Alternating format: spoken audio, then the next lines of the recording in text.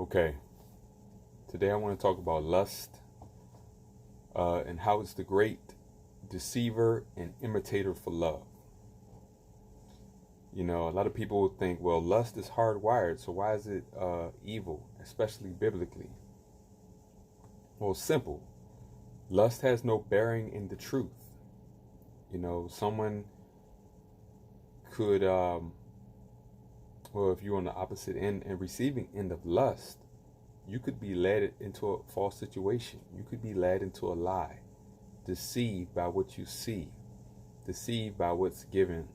Lust is not always just defined biblically as a sexual attraction, but it's just the wanting of something.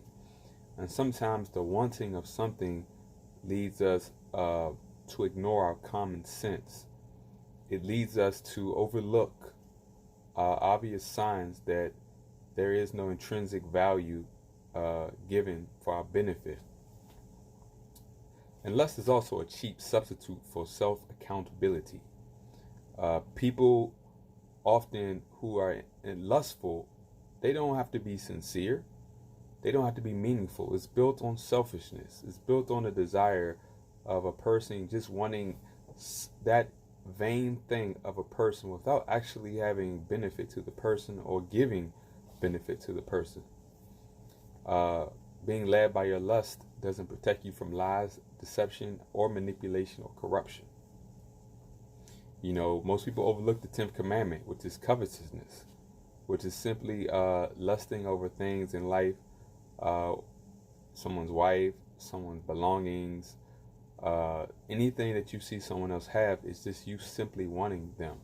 And it should be obvious what the problem with that is, because you wanting something of someone else without actually putting in the work, without actually making the sacrifices or understanding the context to which that person has acquired the things that they have, leads to jealousy, hate, stealing. You know, you just wanting something is why people steal. You just feel entitled to something just because you want it, not taking not taking in effect that it's not yours, you didn't work for it, and maybe that person, whatever their circumstances is, warranted that them to achieve that thing. So it really doesn't have a merit attached to it, and lust and covetousness, they go hand in hand, and usually most of the hate, the murder, the jealousy, even, spouses being cheating on each other, often has to do with selfish lust. Lust is selfish. Love is selfless. And most people have a wrong understanding of what love is. Biblically, love is God, and God is His commandments. It is His written, revealed word. Not just written, but actually revealed, because you can read something and not understand it. And that's what I would say 95%, if not 99% of the world misunderstands the biblical written word, and puts it in the context of a bias that they acquired before they read the book. And let's read James. This is a book in the Bible. James chapter 1 verses 14, which says, "But every man is tempted when he is drawn away of his own lust and enticed." How true is that? You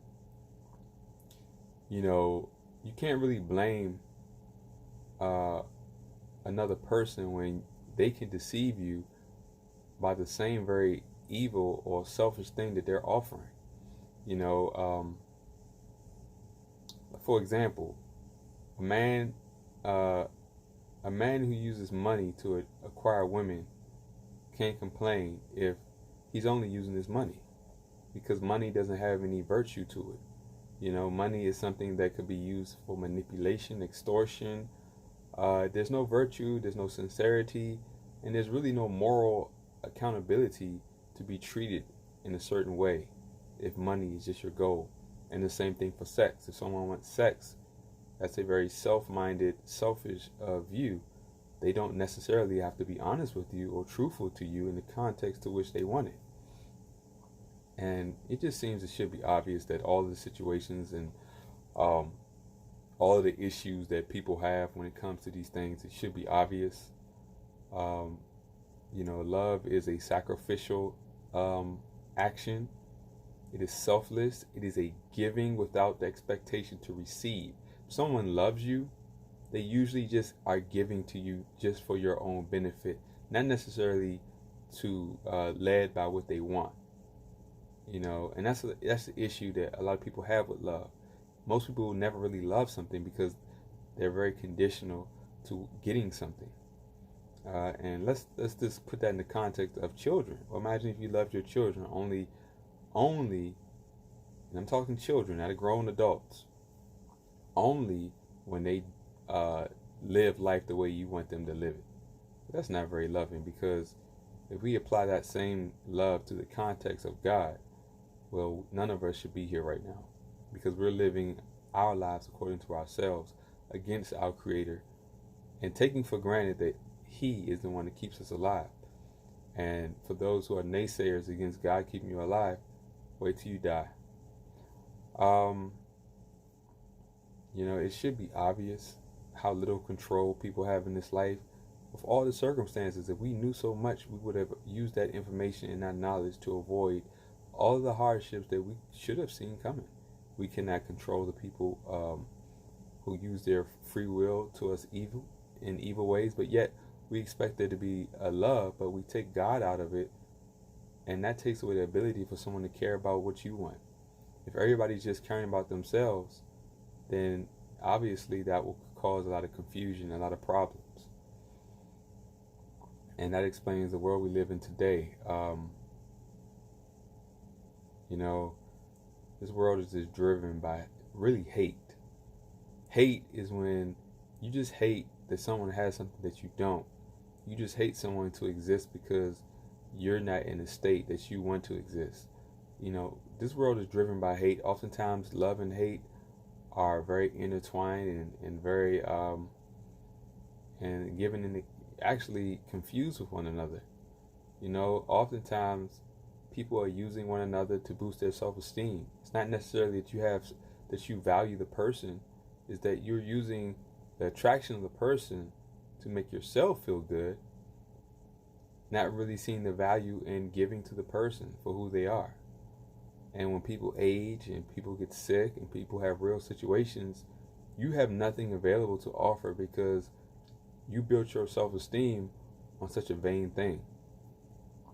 And this lust situation is really only for a perfect world, because only in a perfect world can you just want what you want and bear no consequences for living a selfish life.